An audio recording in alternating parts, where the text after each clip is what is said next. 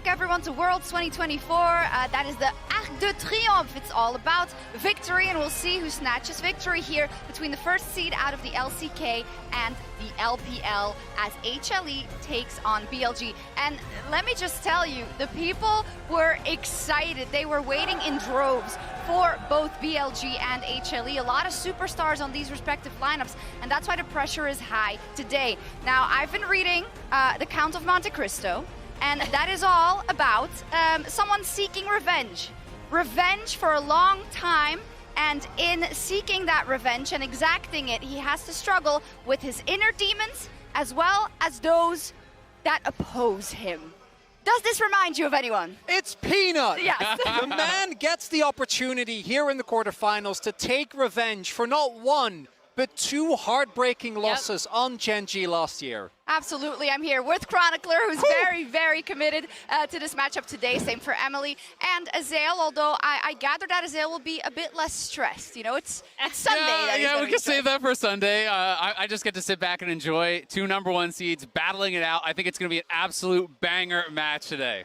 I do as well. Now, yesterday we had Weibo up versus LNG, which, Emily, we did expect maybe to go to 5 because of it being an LPL matchup, but it was, again, Weibo triumphing. LPL matchups are always a banger. This was no exception. This went a lot closer to what we saw from these teams in the LPL. We did touch upon at the top of day yesterday how Weibo do so much to disrupt the map.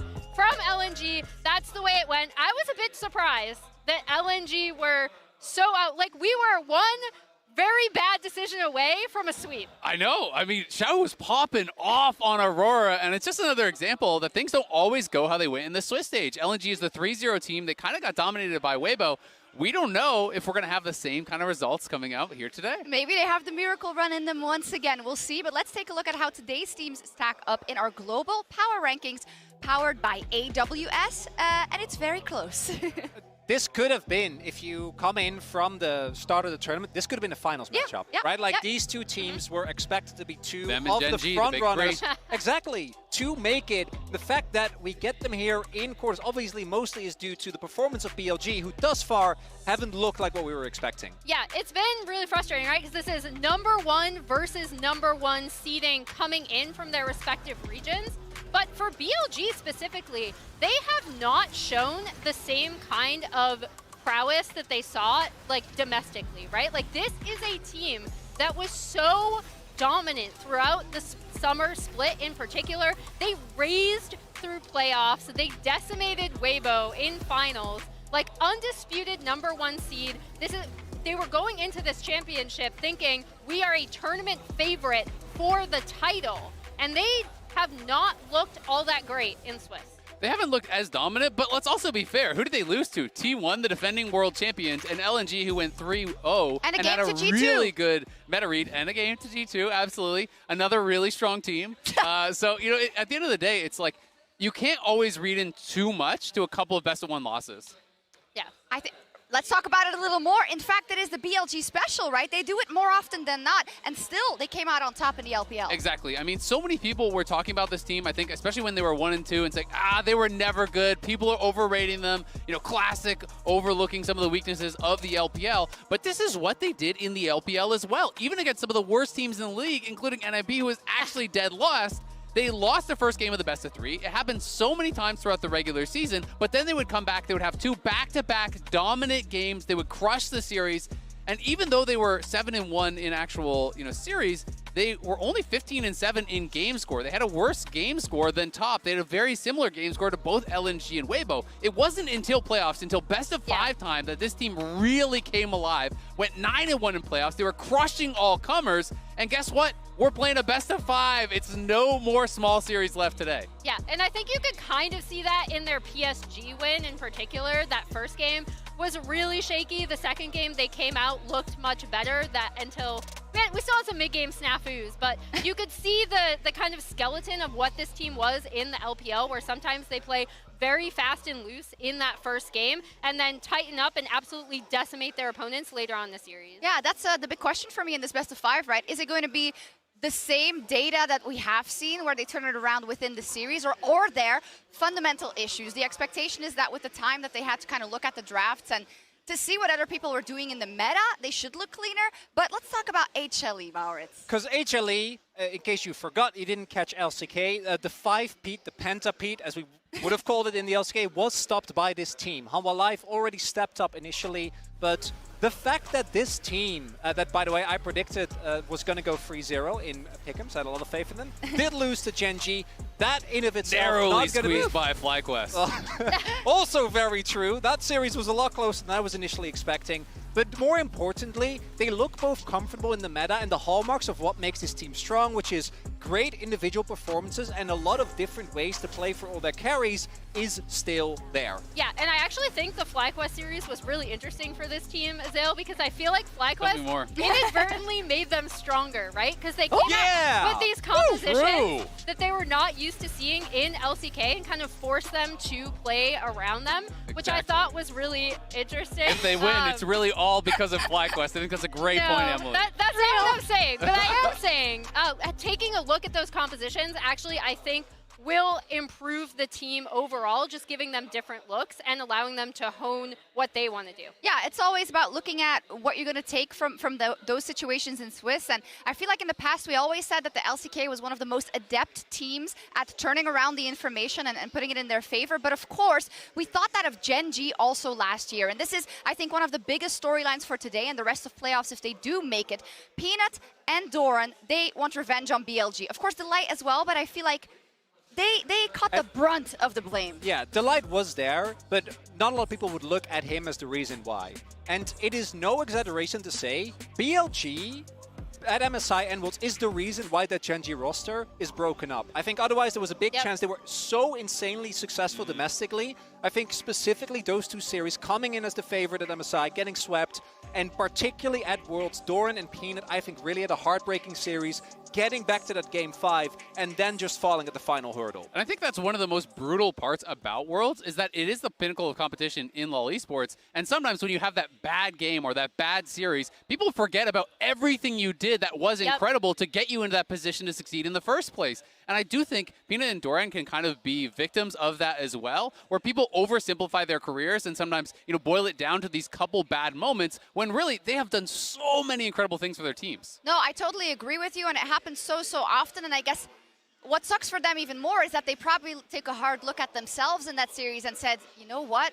This was not my best day, right? And that fuels someone. Emily, I know you followed Peanut for a very long time, right? How is he as a player in terms of taking these things to heart and carrying them into those next matchups? I think the big thing about Peanut is I cannot stress enough like how much his coaches or people who've worked with him have said, if you could hear his comms, you would never think Peanut was a bad player ever again because of the way he sees the map, because of the way he's able to communicate to his teammates. He has evolved so much as a player over the course of his history, and I think the biggest thing for me is he's still in search of that World's title. He's been stymied so many times. He's come so close and still hasn't been able to get it. A lot of unfinished history also here in Paris, right? 2018 with King's Own Dragon X. A lot to talk about. So I'm glad that ALOOORSS caught up with Peanut in the Verizon Game Day interview.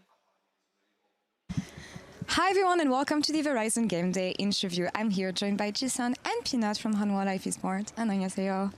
Thank you so much for joining me.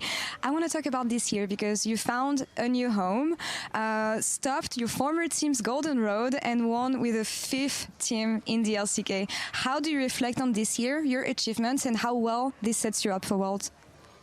It's been a very meaningful year for me as well. By looking at my entire professional career, winning just the LCK wasn't enough. You know, it doesn't fulfill what I want. So I really wish we can win today and also win the finals in order to win Worlds. Of course, and I feel like sadly reflecting on your career and your international performances, I feel like people put the blame on you quite often when it comes to your teams dropping off and everything. Do you feel a burden in expectations when it comes to your own performance internationally, especially this time around? Of course, there is pressure, but I feel like this is the same amount of pressure that I feel during the domestic league. So I just kind of be chill, you know, kind of relax. It's not that big of a deal for me. You know, I always go through this. I try to keep calm. When there's some moments when I kind of doubt myself as well, and then I try to like think to myself, because I do have an international tournament. And I believe winning international is very difficult, but I do have one. So I try to just remind myself that if I were not that good consistently, there's no way I went to Worlds Finals or like won an international title. So that's how I try to calm myself down. Best mindset to have here, focusing on the game today. Sean, again, we know how things ended last year. Is today about revenge or is there something more? 일단은 우선적으로는 오늘 승리를 Winning the match is my ultimate goal. I mean, there is a revenge on the line as well, but still, I think I did get a pseudo revenge because thanks to Chovy and Paige giving them the revenge on my behalf. So I'll take that. So I'm solely focused on winning the match itself. All right. Well, Peanut, thank you so much for sharing all this. Fighting. Thank you. Jisun, thank you so much as well. And Shox, over to you. No, that doesn't count. You actually need to get revenge yourself. By the way, Jisun, she's also a ventriloquist. What does she not do? I know, she's amazing. Amazing. But yeah, it brought up a good point there from Laura, of course. For BLG, we had Wei taking them on an absolute tear, but it was Shun that did get swapped in, and he will be starting today. What do you make of that whole situation, guys? I mean, I never like when a team has to like hot swap junglers. But in terms of Shun going up against Peanut, I do think he has a blueprint for how he would want to aggressively attack the jungle. Shun is someone who is known to play aggressively, go for super aggressive invades. So I'm not surprised that they're running Shun specifically into Peanut, but I'm also not surprised just because they typically swap and then stick with that person. It's also one of the biggest pieces of criticism specifically was the way that Shun played in those two series where the bot lane of Gen.G was getting dove so consistently. And many people criticized Peanut specifically for not adjusting his pathing, as that happened in what felt like every single game. It might happen again. A lot of interesting matchups here, and I also want to talk about the mid laner for BLG, who's brought in to make this a world's winning roster, Ezreal Knight. Exactly, and I feel like he doesn't get nearly enough credit, both from the LPL scene and international. The LPL actually did a vote last year. It was over 300 people from the LPL team, as well as outside in the community, voted. This was their top 10. He didn't even make top 10. So I wanted to compare him to the top two players that were voted, Uzi as well as Clearlove. I think everyone can agree individually, Knight has the talent, has the skill. In my opinion, has been a top 3 mid laner in the world for quite some time. He also has the achievements, and people seem to overlook this. He is tied first in LPL titles with 5. He is tied for first 4 LPL titles in a row. He has 8 LPL finals. He has 6 LPL finals in a row across 3 different teams, by the way. It's not like he's just on one roster and it keeps winning. He also won Finals MVP 4 times. He's been first team All-Pro a ton of times. This guy is such a monster, and it just feels like he doesn't get the respect, even though he has an MSI title, even though he's been to World Semis, another MSI Finals. People are not looking at him like they should be. He needs to be given the same respect, I think, that any other top mid laner in the world gets. Where's Xiaohu on that graphic? He hit a 4-man blind Orianna ult yesterday, and he has 3 MSI titles, Ezreal. That's why he's the GOAT, right? There you go. No, but I love that you went on a tear here about kind of, as we see some of the, the historical heroes of the LPL. Emily, it's true, right? Is it really because people need to see Knight win Worlds for them to be able to cement him at that pedestal? Yeah, I mean, I think the expectations for him were so high, and then really interestingly, in the LPL when he first started, it was him versus Yagao, right? Over and over and over. And who has won that every time? Yagao actually beat him several times when it was really unexpected, when people thought that Knight was by far and away the more mechanically gifted mid laner. And so I think that already kind of stalled people's opinion on him. He got this reputation for choking at internationals. He kind of went through the same thing that Chovy went through on Gen.G, I think, where the perception doesn't match up with the actual reality and his performances. And the pressure. We talk about this a lot with every team, but I think specifically the LPL and their might for taking back the world title from the LCK. Yagao was kicked for Knight. This is a roster built to win the World Championship, and it's so interesting to me if you contrast it to, Zeka on the other side. I'm going to give an example because this guy gets one chance and he makes the goal. He hits it home. Yeah. Like, how many chances does Knight need? So the downside of Zeka winning domestically, whoa. The downside of Zeka winning is my favorite graphic of all time in the LCK was Chovy's wins versus Zeka wins. And that one best of 5 in 2022 really when Zeka beat him, that was the moment. But Zeka, his development over the last couple of years as a player who was as good as he was, admittedly very limited in what he could do, I think over the last year and a half, that's just not true anymore. This guy has developed into a very versatile laner. First it was just melees, then he added Ahri on top. His Azir became world-class, and on the AD carry meta, he was one of the best. I think the only one, particularly in summer, who could match up to Chovy. And while World Championship titles are incredibly important, it's the pinnacle of all esports competition, it is reductive to boil down an entire career to how many times did you win Worlds. You could be the best player in the world and never win a title. That can happen. It is a team game. It is all about how you work as a 5-man unit. But what you can admit as a World Champion is that he's the best min-maxer in the universe. I think that's true. That's true, right? 100% win rate of Worlds! It's crazy. Yeah, I think it's a super interesting discussion because no, you can't, but it's kind of our ecosystem, right? Because you have someone in the LCK, whilst others struggle their whole lives for it, who has iterations of teams that are suboptimal going into Worlds. He is collecting them like Skittles, right? So I just, you know, it's very different players, but it's a very interesting discussion nonetheless. I love the discussion because you already mentioned teamwork. It's also the meta, and there is always a push and pull of being able to set the meta, but you also, the champions need to be strong enough for your strategy to work, and I think this Worlds in particular, the reason why the meta is still so open, because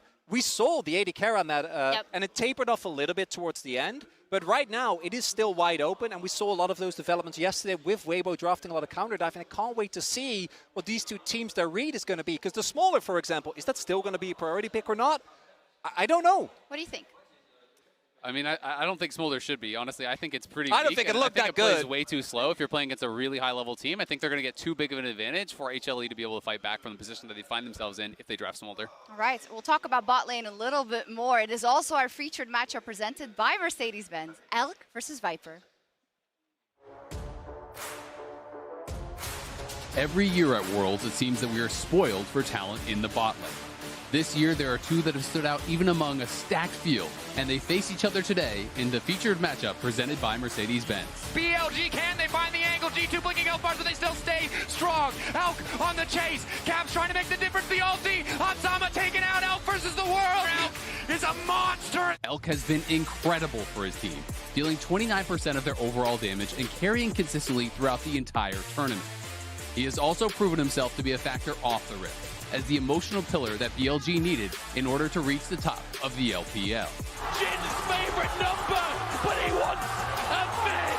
The Penta. Elk has impressive damage numbers, but the only player left at World to top even his, with 32% of his team's overall damage, is none other than his opponent today, Viper.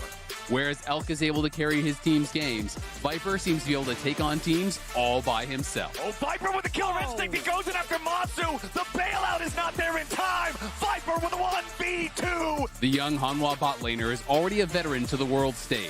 He has carried games all tournament long and is determined to do so once again today and take his team all the way to the semifinals.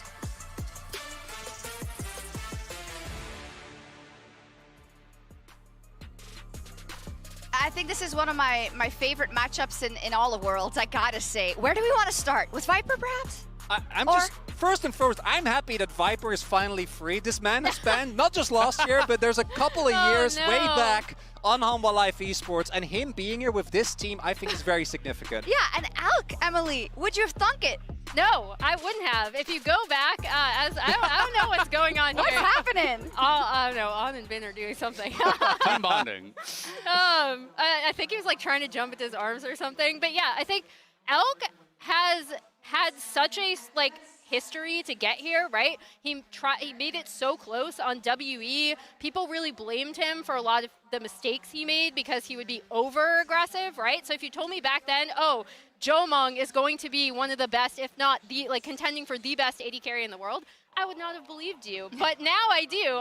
And he also has become a really big emotional leader on the team, I think because he has been through so much, right? So for example, at MSI, he puked on stage during their finals. Then in the post-match interview, even after a very disappointing loss, ended up taking a ton of the really difficult questions, as you see here, some footage from that. But he ended up taking all of the difficult questions in their post-game press conference, right? So his younger teammates could kind of process the loss. And that's the kind of team leader he's really become on this BLG team. And you can also see the trust that the team has in him. And I'm sorry, Afia, but we got to go through this. I want to pull up the play that he made against G2, because that was a make or break moment, right? The game at that point felt very, very close. And to me, the hallmark of a good Ezreal is how does he use his E aggressively? Because we always talk about the safety that it provides him. But to me, a good Ezreal knows when to arcane shift in to really maximize the damage. I'm expecting those arcane those shots to hit. Shocks his eyes. Why are you doing this to her? At the amount of damage that he's able to put, not just because he's in range, don't forget, on every single E, you also get the extra order that makes its way over. And if he doesn't make this play, BLG might not be here. Yeah, I'll tell you, if you would have been a fly on the wall at the analyst, that's what happened. So this game where G2 actually had a composition where they were in an okay position in this game, you believed deliriously in BLG. I took a look at that Ezreal and how he was ramping up, and I also took a look at the nickname next to it, and I was screaming, this Ezreal is going to bleep us. This Ezreal is going to bleep us. But I think that's a feeling I get very, very often with both of these AD carries, which I think it's one of the big reasons why it is such an exciting bot lane matchup to look at. But Viper has had these moments for Hanwha throughout the entirety of summer, right? Ezreal back then was even stronger, and there were so many games that stood or fell by him being able to outplay enemy teams and going in for those aggressive big plays. Yeah, and we saw it in the finals, right? That Ashe kept them from getting swept. And I know Ezreal, FlyQuest was on the receiving end. Yeah, we saw it at Worlds too, Emily. Thanks for reminding me. They were on the receiving end of some Viper action. Yeah, this was frustratingly well played from Viper. We're going to have to watch this back. He is so damn good. This was FlyQuest in their game against HLE. They're pushing down mid lane tower. There's 3 of them sitting there mid. And right as they kill the tower, Masu is going to hop forward. Doesn't look dangerous, right? There's a Renata behind you. There's also an Urgot behind you. But the problem is, notice the positioning here of Viper. He's going to back up. So just at max range, he's going to get 1 auto, and then he's going to press Q. The Q is just in range of only that player right there, so it doesn't go on the minions. All of the Q damage is going to hit here. Then, notice how he doesn't just immediately ult in straight into the E from Renata. Instead, he calmly is going to stack up his Rage Blade on these minions. Instead of panicking and say, I can make a big play here, he gets a 4 stack on it, then goes in. But that is not all. We're going to watch right here as he takes the R in. Notice how he's already buffered his W. What are you doing, Viper? That's a rookie, you bully. Leave him alone. He hits the W onto Masu here, and then it's going to be able to focus him down, and it gets even worse. Right as he procs it, no wasted autos, no wasted clicks, immediately is going to refocus over onto the Renata here. And then notice right as this is going to expire, the bailout, you're going to use your Rend and get the kill on the Kai'Sa, and you're going to reset, right? Yeah. Right? Yeah. No, because he cleanses the handshake and goes into Invis, so there's no target for the Rend. Look at all the spears in him! They could have killed him! Great. Not but being they able can't. To. Viper's too good. He gets the kill, he kills the Renata, he walks out.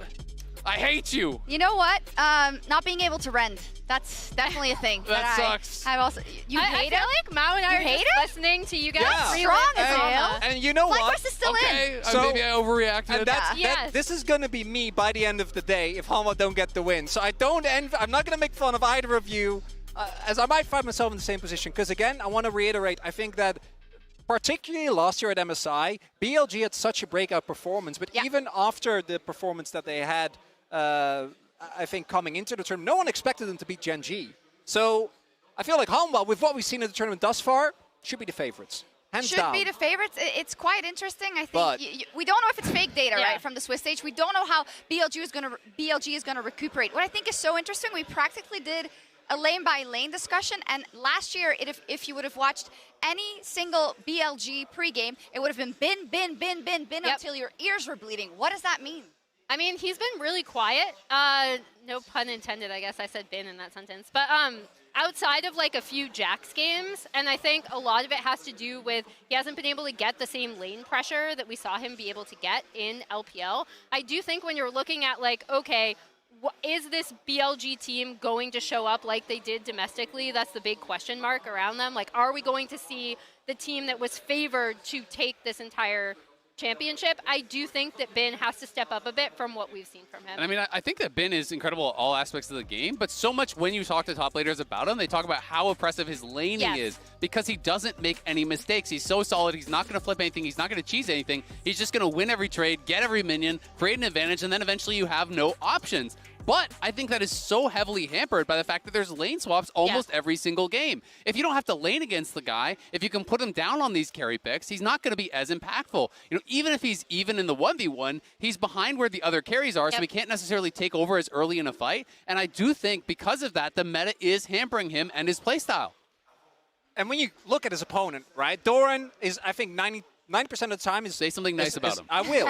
is what I know you, because Ezreal was actually a big Doran defender, justifiably so, because 90% of the time, this guy is like a top 3, top 2, even arguably the best top in Korea on a given day. Without his Gragas, which again, I think is going to be a big deal today, because we know how much Bring the image back. No, loves to play Jax, and I think that Doran, when he's on form, can neutralize that. We saw him do it all the way back in spring 2023 when they were able to upset T1. The problem is, as I mentioned, volatility. The remaining 10% for Doran can be a trouble. And if he isn't able 105%, to keep 95%, 10% today. Oh, my math's not great. That's 2.5% per game today. Yeah, because if he's able to keep it together, I think that takes away one of the biggest win conditions that they've had so far. Yeah, it's the two big questions, I think. Will BLG be better than how they were in Swiss? And will HLE peak the way they could in the summer finals, right? This is, if both teams play towards their strength, should be one of the best of fives we see all tournaments. So I'd love to see how the fans voted in our MasterCard fan prediction of the day. I gotta say, you dropped the ball at home. You were very much for LNG yesterday. Who would predict it? You're at 80% now. It's closer today. Do you feel like this reflects reality? 69.5 versus 30.5? That's very one-sided. I feel like 70-30 is like an expected stomp. I feel like it reflects what we saw in Swiss, right? Yeah. Not only just from these teams, but kind of the overall performances of LPL teams versus LCK teams in general. I feel like everyone's kind of looking at the top of the table in Gen G and HLE and being like, these are now the two strongest teams, and BLG looked very shaky. So I think that's what where a lot of this is coming from. But I mean, here's the thing. We saw it just yesterday. The series didn't reflect what we saw in Swiss, right? No. It doesn't always have to. And I've seen so many strong performances from BLG. I mean, should we just talk about predictions now? Let's go. I mean, I am on the side of BLG because I saw how strong this team, how dominant they were in playoffs. And I think throughout the course of the year, they have looked incredibly solid, incredibly strong. I am, yes, kind of ignoring a little bit here. I'm kind of squinting and trying to not pay attention to some of these best-of-one losses. A little bit of cherry picking. But because I saw that happen so many times in the LPL summer and then it didn't become a factor in playoffs, I'm willing to give them a little bit of the benefit of the doubt and say that they are going to play beyond what they showed us so far at Worlds. Well, you're alone on the desk. Yeah. Emily? You want to go first? I think it's going to be really, really close. I think based on what I've seen from these two teams, the lane swap point is a really good one, actually. I think that's a good idea from Hanwha. I also don't think if Hanwha are swapping that Shun will be able to get the same advantages against Peanut specifically that we saw from him at Worlds, where he was just perma-diving bot. It's like Elk and On are setting that lane up, right? And then he's just diving it over and over and over again. And it's like, why do you not know it's coming at 3 minutes? I think it's going to be really, really close, though. I'm giving the slight edge to HLE. Yeah, for me, I'm going Hanwha Life 3-1. The big thing for me is, well, obviously I'm going to predict Hanwha Life, but the 3-1 specifically is because I trust that man on the screen right there. Zeka's development from what felt like kind of a one-hit wonder into the player that he is today. This is a player that we have seen neutralize the best mid laner over the last, I don't know how many years in Chovy. And if he's able to perform that job here today, I think that with the team fighting consistency, with Peanut's shot calling, and with Viper's team fighting, Hanwha Life can grab the win. I can understand why you have faith in them, but I do sense a little bit of wavering, and I get it as well. I get it as well, for sure. We'll see. As we started with the tale of Monte Cristo, it is about a main character who wants revenge, and for Peanut, It will be the case to prove if he is the main character or if the main character is on the other side and is tremendous foe of BLG. The first seed of the LCK is going up against the first seed of the LPL in what should be one of the best quarterfinals we have ever seen. HLE versus BLG starts right now.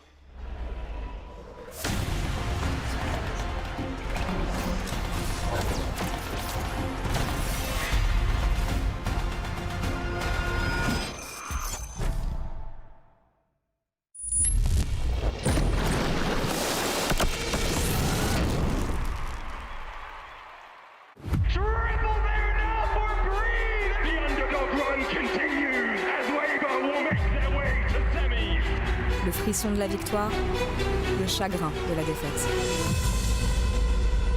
La deuxième journée des quarts de finale commence dès maintenant.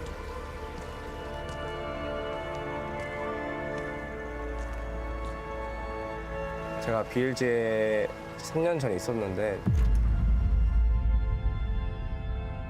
또 오랜만에 BLG라는 팀을 만나게 돼서 너무 좋은 것 같고 아무래도 3년이라는 시간이 지났다 보니까 우승이라는 것도 경험 많이 해봐서 선수로서의 경험이 엄청 많아진 것 같고 실력도 많이 좋아졌다고 하고 있습니다. 저희가 크게 실점하는 장면들이 스쳐가고요. 저는 저희가 충분히 올라갈 수 있다고 믿고 있고요.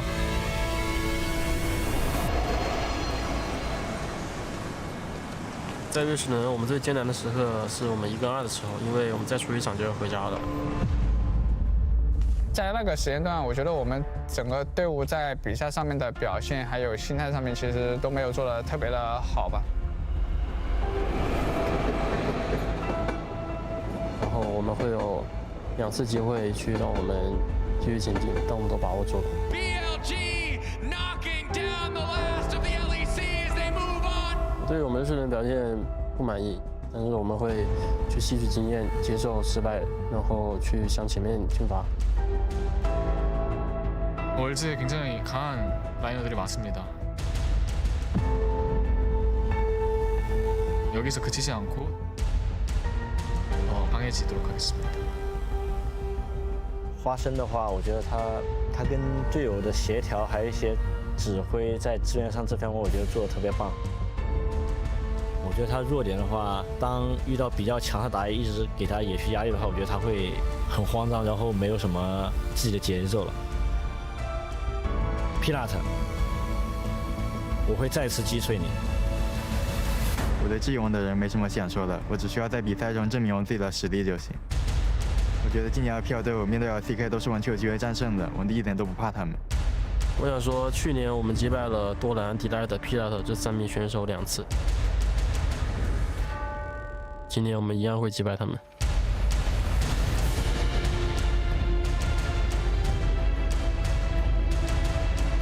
我们和韩华都是各自赛区的1号种子，这次我们会证明谁是最强的。 라이트 선수 2년 만에 다시 만나게 됐는데 LPL에서 제일 잘하는 거 알지만 이번에는 저희가 이겨서 올라가도록 하겠습니다.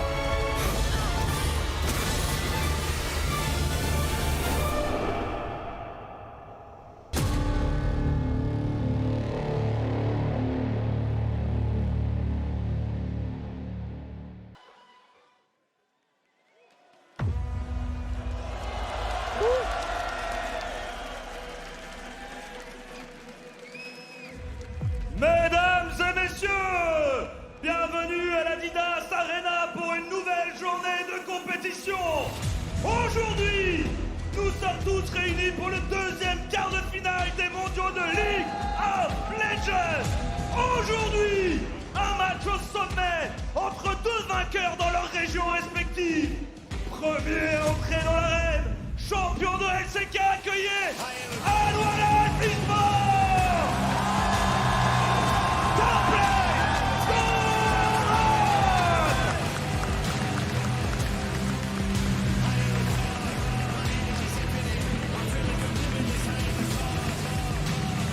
Jungle Peanut!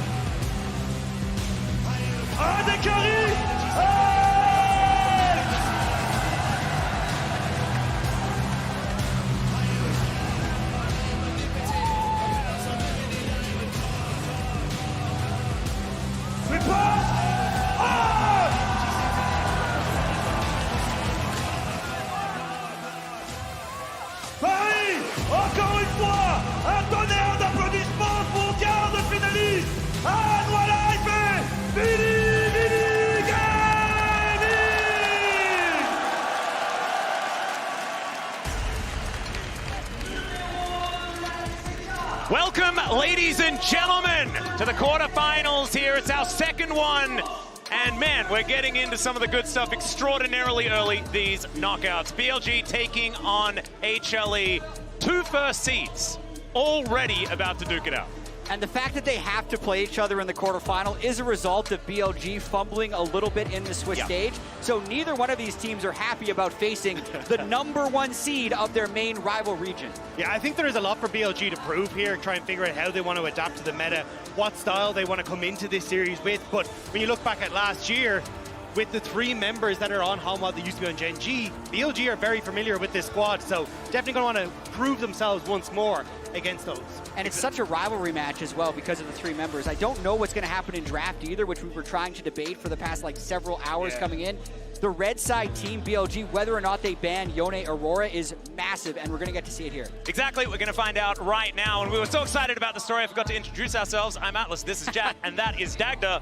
And this is Jat and I's first cast together since 2019, right? And the first time we've had Jat on a quarterfinals broadcast in that amount of time. It's I've also never cast with Jat, so I'm just very much looking forward to this. It's just the best. Sick. Let's get into the League of Legends now, though, because the Kalista ban that we were discussing in the bus ride over is actually going to occur here from Hanwha Esports on the blue side. Renekton taken away as well. Aurora, Yone, and then question mark. I imagine it will be the Yone ban, and then we were kind of back and forth on whether it be like Sejuani or Maokai to try and punish Peanut in the jungle. I really like the Kalista ban, though, because Viper has actually not gone towards it in the course of any of his games here at Worlds. He's opted more towards things that are more self-peel, things like the Ezreal, the Xayah, and I think this is where he's probably going to be trying to keep his eyes on once more if BLG opts into this heavy dive composition. And it's actually really surprising to me here that HLE is banning the Skarner on blue side. It's opening up a ban to me for BLG because oftentimes that's something that you would just see first picked if Yone Aurora are already gone. And I think the reason is because you've got the Xin Zhao that Shun has been willing to bring out as an answer to it, right? So at least you have some answers, but Jax being banned away by Bin is really interesting. Maybe expecting that to be the first pick here. That's what that tells me, actually, is they were expecting a Jax. Whoa! So they did the trade ban. And this is crazy, actually. Sylas was my pick for what's going to be the really defining pick for the rest of the World Championship. It ended up just getting banned yesterday. And here's why I think Sylas is strong. It's because so many of the meta champions actually have really good ultimates, so I think teams are going to be willing to just pick it early. I wasn't expecting a first pick Sylas, though. Yeah, I think it is basically a call-out, because I thought they'd ban the Ahri away from Naipa, basically saying, hey, look, we don't care if you have the Ahri, we already have a good matchup into it. I want to see, though, what they decide to pair with this Ahri, though, because traditionally you want something that's a bit more, you know, AD-focused and can pack a punch, but Bai is exactly that champion coming through. Exactly right. And now, with AP coming out of the mid lane, it becomes much more difficult to pick that Morgana for the jungle, because your mid-jungle duo then gets a whole lot weaker with that damage profile. Peanut is a huge fan of playing Morgana, though, so we'll see whether he does pivot over to that. Nocturne up and available, though. There are a lot of things here, as there is the Gnar lock-in for Doran. To be taking that one away, we saw yesterday the Gnar be such an incredible pick, and Doran is no stranger to it. I also wouldn't be surprised to see the Ezreal taken away here, just to say, hey, look, I want this self-kill for myself. I've already got the buy that's coming my direction, and Ahri as well, and I have a composition that wants to join in. Unless you are looking at something like a Xayah, that could be the potential here as well for Viper. I would think that you would see Sejuani here, but it's a locked-in Poppy, and it can actually be a flex pick. I immediately thought Peanut, but you're exactly right. Could be Delight.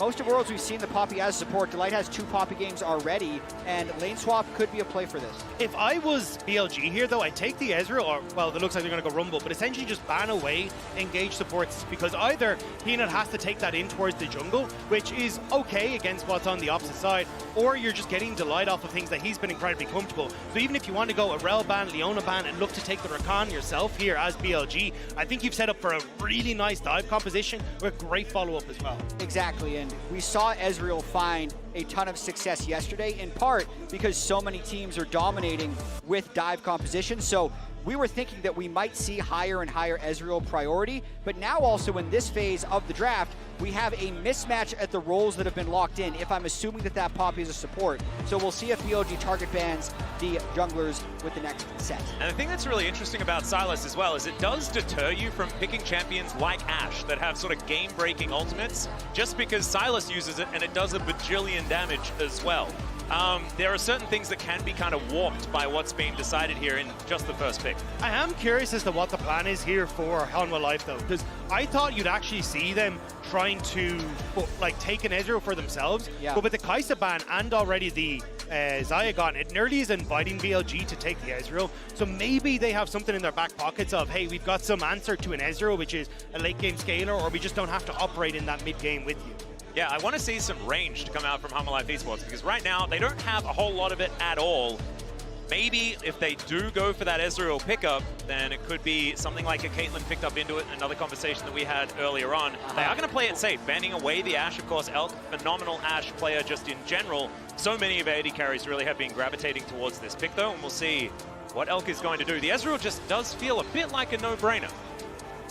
Yeah, I think it's going to be the Ezreal taken away, but I've been trying to ponder what you could go on the opposite side, and I don't know if it is something like, hey, we're maybe going to pull out like a Senna that was talked about as we were coming into this tournament, but we haven't really seen, but instead just going to try and take away Delight's main engaged champion.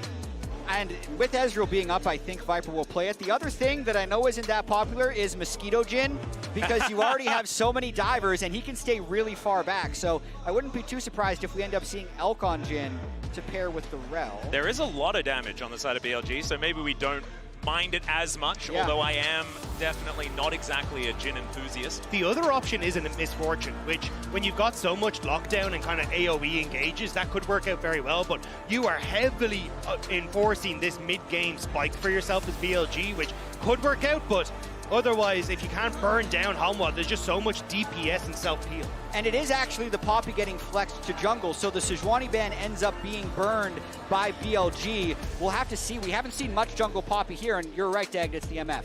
Yeah, Miss Fortune going to come in. Does feel like a bit of a dangerous game for MF. Although you don't necessarily have sort of the classic counters in things like Leona that can have a really long-range solar flare to interrupt you and things like that. But there is Gnar, there is even the ultimate coming out from the Poppy as well that can get up to a decent range to knock her away. Certainly interruption available. But HLE definitely feeling real brawly with this composition and so much damage and wombo coming out of BLG. Yeah, I think BLG kind of spike off that 1 to 2 items and need to take over that game in the mid game. Otherwise, you do end up falling prey to the Sylas just getting too tanky, the late game Ezreal not being able to get locked down really by the squad, apart from maybe the Vi. But I think you just have great opportunities to play out team fights as this game goes on later.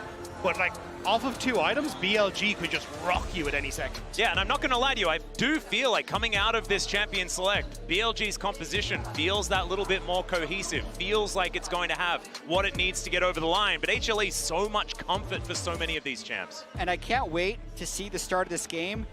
And hear me out, to see if we see lane swaps. But it's because I think one of the things that's made BLG look a little lackluster is they were able to generate so many organic advantages domestically through laning, but in lane swapping, they're not getting that same level. Now, with that being said, since we do have melee versus melee supports, there's not a massive incentive for lane swaps, but I still think HLE should be scouting for it and probably going for it to diminish some of BLG's early power. Yeah, we've seen a lot of these Ezreal Alistars do opt in for the lane swap, but it is now time. Let's jump onto the Rift for game number 1. Hanwha Life Esports taking on BLG, our second quarterfinal. And I cannot wait to see who's going to be able to draw first blood in this series. HLE on the coveted blue side, so it does feel like they're the ones that really do have to draw first blood in this one. Yeah, and you can already see they're setting up for the lane swap, but I think this is smart from Hanwha also with the champion spin. Zeka already finding an angle onto this Rumble, not quite getting the stun, the heroic charge not quite working, and down to 100, but he'll walk out, no flash needed.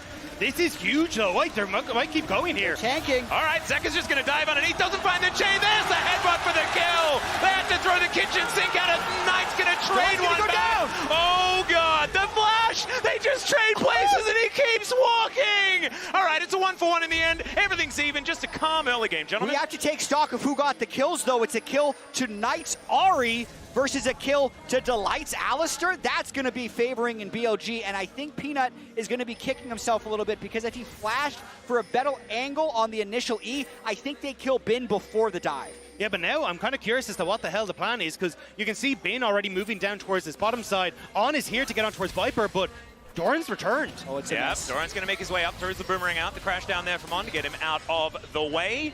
I think it is a good time to remind everyone that Knight is pretty good at Ahri. His win rate, 51-10, has an 11 KDA or something around there, and he is extremely good at this champion. I mean, this was the champion that he started to make his name on with the murder book that he loves to pick up nice and early, but we'll have to see if he's going to return swiftly to try and pick that one up. But we've got back to standard lanes now, and honestly, I think that's a big win for BLG. Not only do you get Knight off to a great start, you actually get the matchup you were looking for as well. And I think especially with the Light having no flash, it's going to be a top lane that they can push in fairly free. I do think we're going to see a swap back fairly quickly as soon as they can get the right recall timings, but for the current time being, BLG has great lanes. Yeah, plus the TP advantage for Bane is going to help out massively as well. He can pick up an early advantage for himself off of the reset, so for BLG, this is kind of the best start you could hope for. It's just now a case of can they try and move forward into the mid game with that strength, and with a composition where they can play sides with Knight on this Ahri, I think it just unlocks on so well, and this is kind of where BLG found that success against G2, and they're looking to replicate that here against Hanwha Live. They push it in, they're getting an early recall, and I actually think they might be swapping down. The original point of the lane swap, where you'd have the three-wave stack into an early dive, is gone, and actually they're just going to take that call by and immediately run back up top lane. So they had the tempo here to do whatever they want. You can see MF running out back to top lane, but On is going to have a move on Rell with flash, and he's going to be a solo support on the map here. Yep, Zeka clears out the mid lane though, so there is at least some tempo available there. Something that BLG have always played really well around though is being able to get first move on the map. So looking forward to seeing what they can actually utilize with it as Elk does make his way back up towards that top side. Teleport back in from Zeka in the mid lane. Of course, Knight previously doing that. And Zeka, very, very good playing these melee champions and just staying even on farm. And it doesn't really make a whole lot of sense, especially against Knight's Ahri that is so very, very good, keeping that health bar down. But as I say that, he's got some friends. The charm is going to connect as well. Peanut and Delight are trying to get in here in time. And we'll see whether they manage to. Able to dash his way out. No chains necessary. And it looks like Zeka will be okay for now. Yeah, On had that angle, but he did such a long wraparound that Delight and Peanut were able to offer enough assistance that BLG wasn't willing to fully chase into the river. So a nice look, but ultimately it's not going to result in anything. It does buy space for Knight in this mid lane, and also kind of gives a lot of control of what BLG are looking for. We heard Shun in the opening saying, I want to try and target the enemy jungler. I want to try and put Peanut behind, and I think a large portion of that is going to be trying to get these wards in towards the enemy jungle, which you can already kind of see starting to set up on this bottom side of the map. And a lot of that is how are Shun and On going to work together. So having these small advantages with Elk having push in top, with Knight having push in mid, is going to open up for BLG to put that pressure onto Peanut once more. Yeah, and now another push in here towards the top side of the map. The Miss Fortune, definitely very strong in the early game, but I think during this tournament, a lot of us have gone off the hype train when it comes to the MF, as this siege certainly starting to work out. I love this conversation about junglers though, gentlemen, because Peanut is on exactly the jungler that Peanut fans want him to be on. That is someone with a heck of a lot of utility and CC. The ability to farm camps and get strong, not as important for this guy, and we'll see whether he can make use of it in the ways that he has domestically. It's made him so incredibly terrifying throughout this season. And I think it's really interesting to see how Shun has come out on towards almost counterpicking himself, going towards the vibe, but giving himself that opportunity to go toe-to-toe with Peanut once more. This was the matchup we watched for BLG and Gen G so often last year. MSI went to BLG, Worlds went to BLG, but Peanut looking for that revenge, and it's not Wei who's opposite him. BLG up back in towards Shun to see if they can find some of that success once more with the change in jungle. Absolutely, but I will also say that BLG has pressure everywhere. Yeah. It's just a matter of whether or not they can convert it, because at the moment, HLE is absolutely on the back foot. Bin hit level 6 first, altered the wave, got an incredibly strong amount of tempo on his reset, and now we just need to see what the next play is. It looks like they're going to forego the dragon and just rush everybody into this rift scuttle right away. You can see Rumble and Ahri already deploying. Yep, you can see Delight. Level 4 as Vault Breaker being charged against Peanut. Level 5 already over here. You can see everyone converging on BLG. These grubs should belong to them, but we'll see whether Zeka can say anything about it. Yeah, they have to get out of here. There is no shot for this one. Maybe try again with the next pack, but this is not yours, HLE. And this advantage for BLG comes back to Doran having to blow that teleport level 1 to get down to the bottom side. Bane is able to roam up towards top side off of that nice push. He then teleports down to the bottom wave to pick up the majority of it as well. And it means you're in a totally fine spot. Sure, he lost a little bit as it hit the turret, but in the grand scheme of things, BLG are just happy to get that advantage for themselves. He loses a couple minions. wins and 1 plate. That's absolutely worth 3 grubs early. And I'm actually pretty surprised that we still have these duo lanes top. Nobody really wanted to blink first, but it's resulting in a very slight lead here for BLG. But honestly, we haven't seen this game break in any meaningful way yet. And if everyone stays up towards the top side, when are we going to see our first dragon? There are pings going down onto it. I think that the teams are also asking that question. BLG possibly heading over there, but this could be a really late first raid. Well, as our resident Australian, I assumed you'd be able to inform us how Australian lanes operate around dragons and things like this. I was relying on you for. Well, I mean, it's just the opposite. It's just upside down, man. We're just the same as everyone else. Don't you worry. Our voices sound a bit weird, but that's about it. Okay, that's a flash pulverize. Headbutt comes back. On to on. He's going to get knocked up. Zeka finds the chain, and he's got the Spirit Rush as well, so there should be no way out here for On. Zeka picks up the first one after our shenanigans in the level 1. And that is so big for Zeka, and Peanut with the control there. It's a play that happened on his side of the map when BLG was trying to play with their pushing lanes and actually get some type of deep vision. They punished so incredibly well. Zeka with the kill. And this was something that we talked a lot about coming into today was, hey, how does On operate on BLG? He likes to go for these off-timers, likes to kind of play this bluff game as he gets vision and tries to encourage you to either back off or over-aggress when he has backup. But, hey, Hanwha Life just called his bluff there and he gets caught. Now, nice, might be the same. Yeah, could be in a little bit of trouble. Does have everything up and available. There's the Spirit Rush, but has to invest the Flash as well. I mean, at the time right now, BLG's probably going to be able to get that Drake, but that's such a cheeky play by Peanut and Zeka. That was no ultimate on Sylas. Being able to actually force the flash on Knight there is pretty nice, because otherwise that's a play where they wouldn't have been able to do anything. They still get a small win in the trade. I think you've also now set up an opportunity for Hanwha to really look for a play with Peanut, using the fact that Doran has that teleport advantage. Oftentimes when you get to about a minute 30, Peanut will operate on towards a gank somewhere on the map, and it means that then post that gank, Hanwha only have to play off of 2 lanes, and it makes it way easier for them to focus down some of these objectives. And with just that minute and a half cresting now on towards the Void Grubs, I wouldn't be surprised if Peanut makes some sort of gank play top, hope that Doran can TP in, and just get that advantage then for yourselves. All right, On looking for a bit of an angle, but the Shattering Strike not quite long enough there. Needs just an extra little bit on the Lance, unfortunately. So they are just going to push this wave in, and everything's kind of settled down. A minute until the next grubs do spawn, and we'll see whether Hanwha Life Esports are ready to fight around that one. One thing that we do want to say is a positive here for Hanwha is the fact that top lane CS, not something worth talking about at all. So far, Doran hasn't been killed multiple times in lane against Bin. Australian top lane CS. Yes. I was looking top lane at the AD carries, and their CS is also... Oh, you guys aren't hanging upside down? Yeah. Oh, that's how we do it in Australia. Yes, so if there is a lane swap, you just hang upside down, and then everything looks absolutely fine. Reading's a bit more difficult. I mean, honestly, my biggest takeaway from the first 10 minutes of this game is that we're in for a good series. The fact that these are the #1 seeds from the LCK and the LPL in the quarterfinals is a little bit crazy to begin with. We have so much potential revenge in this matchup as well, with Doran, Peanut, and Delight getting eliminated by BLG last year in the quarterfinals, wanting to come back and beat them. Zeka being on BLG 3 years ago in the LPL. We really do want 5 games. We would love to see it. It's so rare that we actually get to see LCK #1 versus LPL #1 at Worlds. It's only happened 2 times in Worlds history, so it's surprisingly rare, because one team might actually boom and be out early, or one team is so dominant. So the fact that this is close is encouraging to me, because I want 5 close games. And that's my favorite thing about this Worlds, is that it's up in the air as to which team is the best from these regions as well, based on performance here at this tournament and in their playoffs as well. You have to remember, Weibo just qualified for the semifinals, but they went 0-6 against this team that we're watching right now. So things don't make a whole lot of sense, but that should be 4 grubs going over to BLG. Will they make it out, or will they go for the team fight? That's the question. The teleport coming on in already. Knight is going to back up the rest of the team. Hanwha Life Esports taking control of the pit. Delight fumbling the engage a little bit. Magnus Storm comes through with Viper, trying to fight off Shun, but it's Zeka that picks up the first in the team fight. Shun down solo. Doran is leaving them on the floor, and there's the ultimate. Zeka says, you can be vibing, I'll steal your ult, I'll just be better. Knight now just trying to escape, but everyone on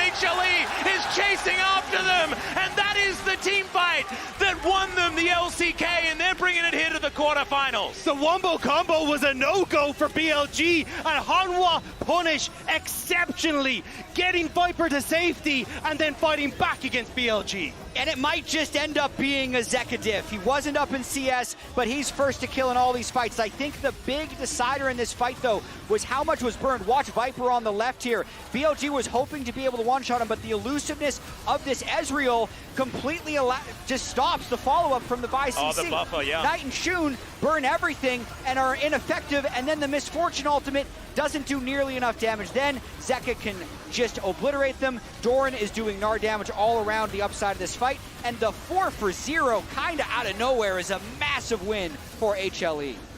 And it's just a disaster for BLG. The fact that you have to try and play off of this early spike and you've given so much gold across the Hanwha life sets up this 3-kill Sylas now to be such a massive threat on a side lane, and just make it impossible for BLG to really play their style of game that they want to. And the last thing there is the big spikes, the big one-item spikes for BLG actually weren't there. We didn't have Knight's Malignants, we didn't have the first item for Rumble, and we didn't have the Bloodthirster for Miss Fortune. So BLG really wanted 6 grubs, but they're probably kicking themselves. They didn't just say it's a 3-3 trade, get early vision around the Drake, get those item spikes, and then start going towards a soul, because now they're in a world of hurt. I want to see how BLG adapt, though, coming into their next fights, because clearly going on Viper was not the call there. He has so much mobility. It is incredibly difficult to lock him down in an area where BLG can actually manage to close the distance, especially with Peanut on this Poppy, but maybe Doran is the new target for Shun. Yeah, if in doubt, gank Doran seems to be something that a lot of teams have caught on to, as he's going to flash, looking to try and escape. This one gets underneath the turret. Now the Vault Breaker comes down. The Harpoon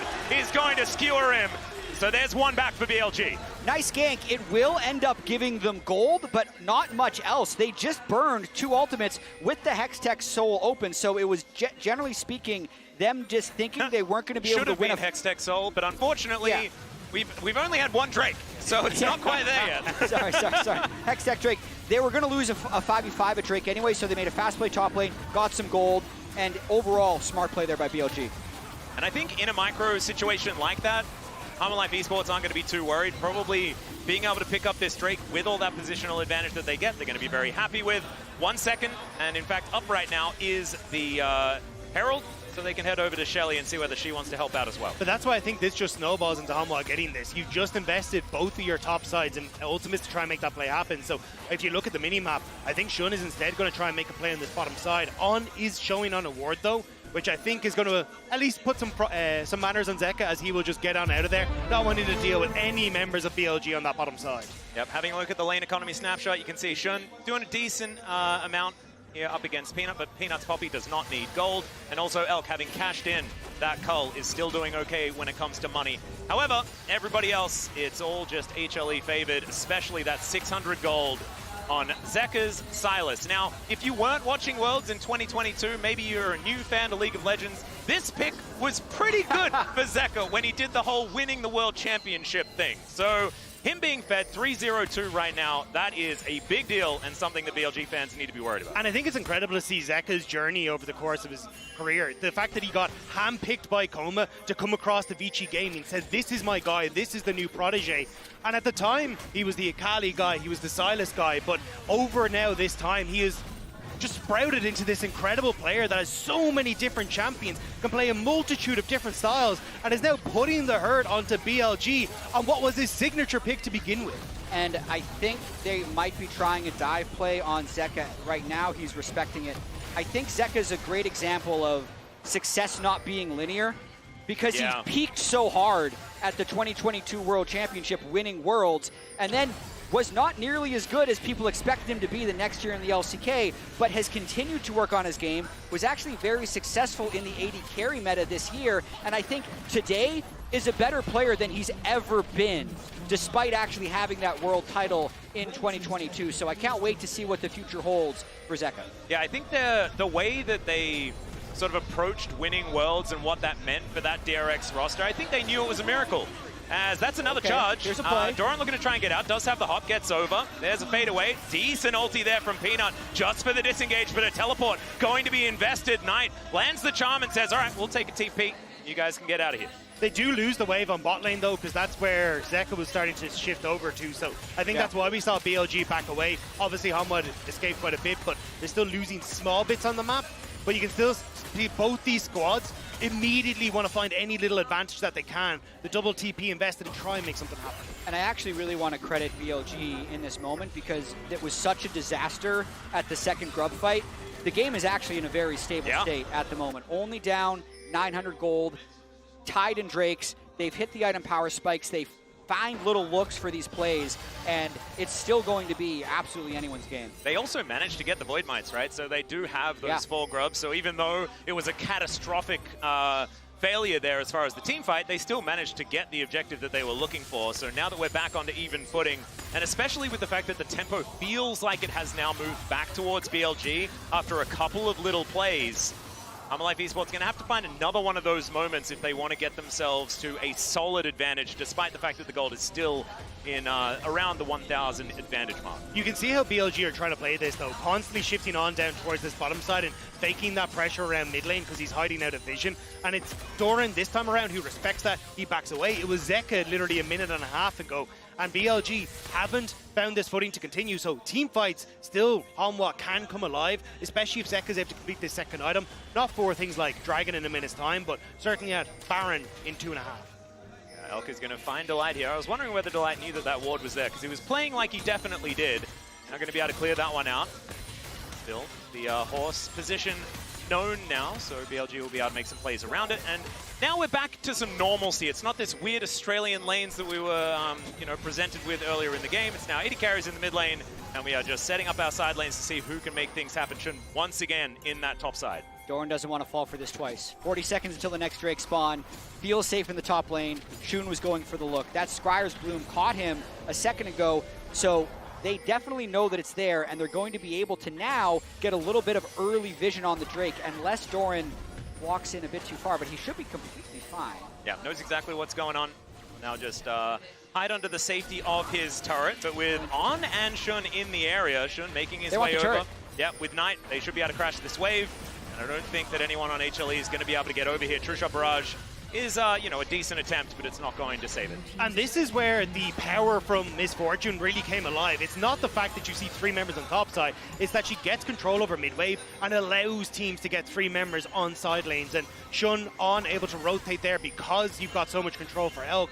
And it's just setting up now for BLG once more to push mid. They rotate down. Peanut alone on the Dragon, though. And that's amazing here for me for BLG. They almost cheat it. Normally when you make a play topside, you're trading it for Drake, but Peanut doesn't do any damage. So he can't actually take the Drake on his own. And now BLG has ran all the way back across, and they're going to look to contest this as well. Yeah, Bin on a great flank angle here as Peanut finds himself alone. There's the flash out, but the follow comes through. Chain's going to connect there from Zeka, but Peanut, I think he's not long for the world, and there he goes. Doran, that Narbar is looking absolutely gorgeous, but the Boomerang is not going to find the mark. Looking for the straggler there as On is just going to back away. Throws out the drill. Knight is at a 3rd health for some reason. I think something happened off screen as now HLE, yes, they lose their jungler, but they do get control of the river. Knight does have the TP to come back into this, but I think with On resetting and the flash on Elk burnt, they're just going to try and back away, but Hanwha are doing the same. Not really certain that they can just go for it when they don't have a jungler. Yeah, that Dragon is still undecided who it's going to fall to. Peanut's going to be able to respawn, run back here. I feel like that was so masterfully done so far by BLG to be able to kill Peanut on the backside and then escape. And they're seemingly not interested in the Drake, but they've been trading up over and over again. This team was down 2,000 gold 7 minutes ago, but their macro has been so immaculate that they've made it into a slight gold lead. And I think this is why picks like the Ahri, like the LeBlanc that we saw for Knight are so vital to this squad.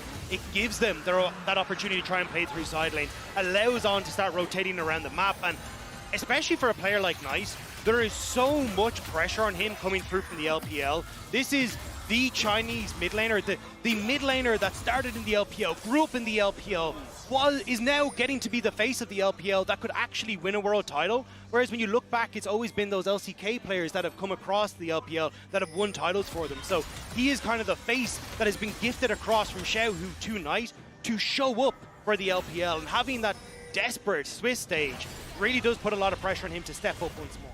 Yep, you're exactly right. Although I feel like Doinby is more of an LPL guy. Out of those mid laners that have won. We'll take Rookie, although you probably won't give him back. Okay, BLG now pushing down towards this bottom side as Zeka will catch that wave for now. And he's been a little bit more quiet. 2-item spike has now been hit. Got the dash cannon as well as that cool helmet that gives you just so much ability power. See what the third item is going to be for Zeka, because right now it feels very offensive with his item choices. HLE now just grouping around this Baron, and I wonder how they're feeling about their composition, because looking at these two teams right now in a vacuum, these 2-item spikes that are coming in makes BLG absolutely terrifying, and I feel like HLE, as they get to like 3, that's when they're feeling like they might be able to weather some of the storm. I feel like you're absolutely correct in that take. BLG is extremely strong right now with their ability.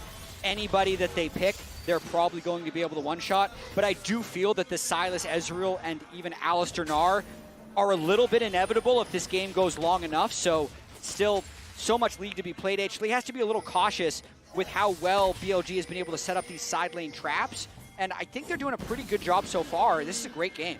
It does feel like Hanwha are trying to set up a trap for themselves, though, as you're starting to shift that vision down into this bottom side, seeing if they can pull BLG in and just catch someone on a side lane, even giving that space to Zeka as well. But I think Hanwha have been doing a good job, as you say, of just matching a lot of that pressure from BLG. We haven't seen the presence of on that bottom side of the map actually gain anything for BLG in a lot of this. Yep, a lot of wards still surviving here in the Baron Pit as well, so BLG with a lot of information that is just sticking around. So don't need to be too worried about the Baron at the moment. Peanut taking a bit of damage here from Knight, I believe just found a charm and an Orb of Deception. Otherwise, it is just going to be a reset, and this could be on vision here from Delight as well, as BLG know that they can walk in, try and take control. And this is where I want to see Hanwha be a little bit more tempered around these Baron takes. We saw in the FlyQuest series that oftentimes they'd start these Barons and just get caught out despite the 3,000 to 4,000 gold leads they gained for themselves in some of those games. So I think giving the respect to BLG, just setting down wards, not actually starting up the Baron, respecting what this squad can do if you find yourself in a Baron pit, is good to see from Hanwha. It's such an interesting game, though, because like when I look at the vision here, it's so respectful. Like there's not much red ward past this point, and there's very few blue wards past this point. So no one really has the deep vision with which to make a play for, because the few times we've actually seen teams go deep in enemy territory, that's when things have kind of gone wrong. So we may just be waiting for the next objective to pop up, and then we're going to see some real action. I feel like we've got the perfect Baron Pit for it as well, because that sort of draws that line for you, has the exact line across, and you can see that's exactly where those wards are. As, yeah, we've reached a bit of a lull state, as we say in the LCK. I think we're looking at Peanut, though. I'm keeping my eyes on this bottom side of the map. That vision that was set up already could lend itself to some sort of dive towards Bin, but the pressure from BLG on the mid wave, drawing Peanut and also Delight back in towards that mid. So you can see it's like both teams are trying to set up for these plays, but it's the fact that you can't really get your foothold yet is what's causing so many issues. And we were talking about the 2-item spikes for BLG, and I think that that definitely eclipses HLE on the whole, but Viper has hit his 2-item spike. And that means that this control of the mid lane that we've been talking about this entire game long might just swing in favor of the Ezreal that's already just poking BLG out, as you can see here. He's a machine, and also we have a stopwatch on Zeka's Sylas, so he's going to be more unleashed to make aggressive plays. I think that item alone actually makes him such a bigger threat onto ALOOORSS Miss Fortune, because he'll be able to get back there, then buy time for his cooldowns to come back, and then likely finish the execute. So even just those item spikes coming through allow HLE to get a little bit of map pressure back. And the fact as well that you've drawn so many members of BLG to mid lane means you get that push in the top side for Zeka, so he's going to be able to contest Knight on this wave. Set yourself up for a nice reset timer, then move over towards the Dragon that's about to spawn in 10 seconds. Zeka even has the teleport, and the fact he already has that Seeker's Arm Guard, like you pointed out, means he doesn't actually have to reset. So now Knight has to answer for that push in the top side. Doran just lurking here with his Gnar relatively built up. You can see Shun just missing the Vault Breaker, unfortunately, on the Rift Scuttler, but shouldn't be too much of a big deal. Peanut's going to come on over and pick that one up, so some vision that's irremovable around this Dragon. That's going to be sole point for HLE if they can get it, and they are starting it up immediately. Been there, though. Equalizer at the ready. They have such good position right now on this Drake. BLG's going to have to hard force in. The Ahri is on a flank, though. Yep, the Gnar is now in perfect position here for Doran, though. BLG, can they actually stall this one out? That's going to be the question, as Knight He throws out the ultimate. The chains are going to miss. He's just dodging Zeka. That's going to be Peanut. He just says, goodbye, Mr. Jungler. I'm the one with the smite now, and he will be able to secure it. And HLE, they can just back away. Great vision from Hanwha. That wards that were already set up on this bottom side, spotting that the Shun was going over the wall. They get Knight out of position as well, and just able to take that one nice and easy without having to draw blood. Hanwha going to be very happy with that one. I love the shot from Peanut too. Direct hit on the Vi. No actual chance for a Drake steal. I'd say there is even a little bit of fortune from BLG when Delight's headbutt knocked Knight away from Zeka's Sylas chains, because they might have been able to get his flash or maybe even kill him. So BLG was definitely not set up on that play as early as they would have wanted to be, and HLE being one Drake away from Soul Point puts him in the favorable position in the match. Yep, I'm very happy that we're seeing Peanut on this Poppy as well, because it's been one of his best champions for a really long time. I think him and Owner have been the best Poppy players from the LCK over the last 3 years or thereabouts. I think Owner has had some of the better recent games, but Poppy was always just that. Peanut was always just that guy that's been able to make this champion do some amazing stuff, but hasn't really been gravitating to it more recently. It's good to see it as there. Speaking of which, heroic charge, and there goes Knight. Blink and you'll miss it, and the Ahri is just dead. Now Shun's gonna phase check it. Zeka that finds him, and he's just dashing around, making sure the enemy jungler cannot get into this Baron pit. And I think with just one pick, they'll be able to take this Baron after one ultimate takes them a dragon. Will we get another team fight? The answer might be no, unless BLG find an angle here. There is a two-man Magnet Storm. They're off the Baron now as the bullet time does barely anything. Equalizer is gorgeous, but the Baron goes over to HLE, and I think that they should be able to disengage with just a little bit of stake left on the ground. As On, are you by yourself, buddy? He should be taken down. It's the ultimate from Peanut. Says, all right, we'll just take what 20 minutes ago is going to happen. What a brawl around this Baron. It's a phenomenal pick from Hanwha, hopping over the wall, getting Knight, but BLG thought they saw their window of opportunity to come back, but dodging and ducking and diving away, Hanwha bring it back. And just Peanut. That's this entire sequence to me. It's just Peanut. He starts the Baron a little bit. Knight then wants to check because he's suspicious. Flash, stun, one shot. But then, as the entire fight continues to play out, Zeka's zoning the Vi out. There's a slow contest by BLG, and you'll have to watch for Peanut's ejection to save HLE at the end. And again, it's Hanwha playing off of these small pockets of vision that they've managed to set up. They've been doing a great job of getting early to these objectives, sticking a ward over a wall, getting into a position at a dragon, and it's been catching people out. And as this fight went on tries to go for the play, but again, you call it jab. Peanut's ultimates have been absolutely spectacular, and it is destroying BLG in this game. Absolutely ridiculous stuff. Of course, just a bit of a reminder, we have some proof that Peanut's pretty good at this champion, as he's 28-9 on Poppy just over his entire career. Not quite his Maokai stats, but Maokai's less interesting. Poppy's really cool. Let's see how the siege goes. Yeah, now they need to use this Baron to actually blow the game open, because they found these small picks, but BLG has been able to secure so many minions and just passive gold that there's actually not a big lead here. They even cleared that wave pretty easily. 1/3 of the mid turret being down at 30 minutes. And good reaction there from Peanut, but he's not going to be able to react to the charm. They managed to lock him down to the bullet time, getting a fair bit of value, but the pulverize is huge. Delight knocks up 3, and the rest of HLE will knock the rest down. Ben is told to leave. Viper chasing him out at night, and his top laner are the only ones left alive unless Viper has something to say about it.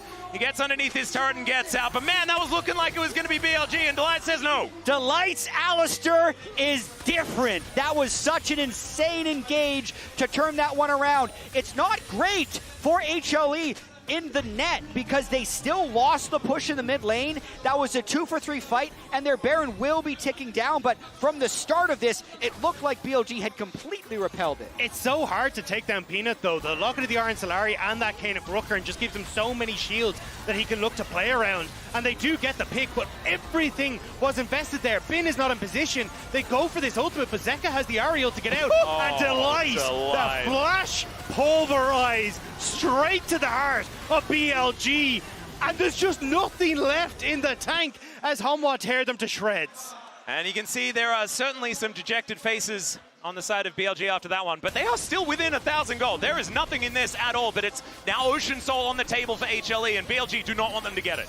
10,000 damage goes fast on that Drake. BLG has to rush this play. Yep, Zeka on a flank angle now, clearing up vision RBLG. They are in the fog of war for the moment, but can they actually get here in time is Shun nowhere near the pit, and Peanut's going to be able to lock that one down. Now Zeka dives into the backline, Knight out of there with the Spirit Rush, but so is Zeka. They're able to take down the Horse Lady before the fight even really starts, and there is another 1-2. Shun's just taken down. The Rumble gets one, but it's Viper that's laying down the Mystic shots. He gets a double, but who cares? It's an ace for HLE. BLG can't set up, and Hanwha are giving them a big old hug with all these melee champions. What year is BLG it? Is it 2022 again? Like, I don't... Zeka hasn't been doing this all year. Zeka Sylas always arrives. You can't short sell Viper, though. Oh, yeah. 606, 330 CS at 32 minutes on this Ezreal. The Baron buff is down. I don't think they can end it here, but my God, did they break this game open. Certainly did. They break the base open as well. Mid lane outer turret will finally go down, but the inhibitor on the bottom side of the map as well. This does feel like a real gut punch from HLE for the first time this game. And the last time we saw BLG go up against Doran, Peanut and Delight, they beat game one, they took game two. It was Gen G having to find success to come back into that game to push it to game five, but here, Hanwha do not let up. And you can just see that BLG is scattered with their approach. Shunzvai is trying to steal along the backside. When he doesn't get it, Zeka just buys an insane amount of time. And he's just so incredibly mobile with that Ahri ultimate. He doesn't even have to use his arm guard at all the entire time. The Miss Fortune is hopelessly useless with how much mobility HLE has and the ability to disrupt the ultimate. It is impressive to watch. Yeah, the way Zeka just goes in, draws three people's attention, and then sacrifices half of his health bar and goes out again, right? And they can make that re-engage happen over and over again with BLG out of position. And this man first picked it. Yeah. He just blind picked the Sylas is like, Sylas give me it, I'm gonna take over. This is good. He was the first tech champion to be introduced into League of Legends, I think. Like, you see good ultimates, you pick Sylas. You know, you need the door open for the... No, I guess not. That's not the way. It's going to be a threat for the rest of the series if you're willing to just lock it like that and have it pay off. The other crazy thing is that HLE blue side banning the Skarner, but it's because Peanut wanted to play Poppy, right? He's like, if I see the right angle, I'm going to hit him with the jungle Poppy. So both of those draft gambits have been paying off big time for HLE here in game one. And it's not only that, it's the fact that it's a flex pick as well. You can move that towards the bottom lane if you see an adjustment in the draft. So even now going into game two, you're not getting free information necessarily if that flex is going to come through. But now Baron back up on the table once again. And BLG looking to try and set up their 6,000 gold behind.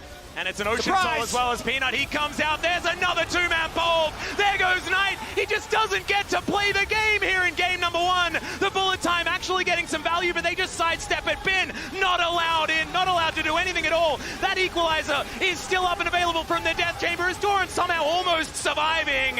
It is going to be the Gnar falling, but it's HLE that'll march towards the Nexus and look to close game one. The ace may not be clean, but the fight sure is from Hanwha. Beautiful flank, beautiful stuff, and a beautiful game one. HLE absolutely showing up. And there is the first Nexus to go down in the series. Kind of down to the draft, not going to lie, but it's Zeka's Sylas, it's Peanut's Poppy, it's engaged for Delight. And with all that comfort, they roll over the top. And HLE remembers what happened last year. They popped the Gen G emote at the end as they're killing the BLG Nexus. Two more, and they get their revenge. All right, but ladies and gentlemen, you can dominate the Rift with Opera GX. Get official league mods for your browser, access a dedicated Riot Corner for match schedules, tournament news, and enjoy a brand new co-streaming hub for live broadcast. But now it is time for us to go to a break. We're going to recover. We're going to look forward to game number two. Make them believe, baby.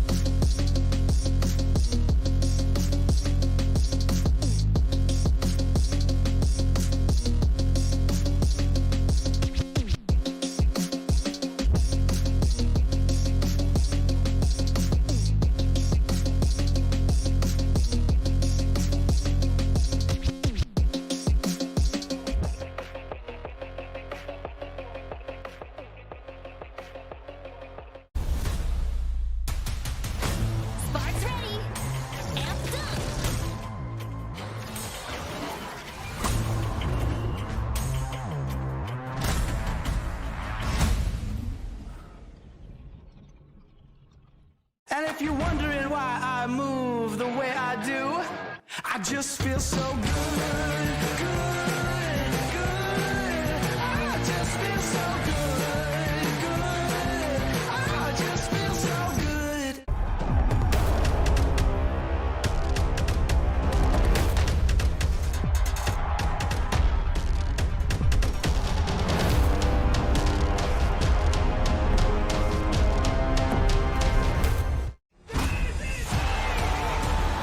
数不清有多少个这样的时刻，闪现向前，焦灼，欢呼，沮丧，再来。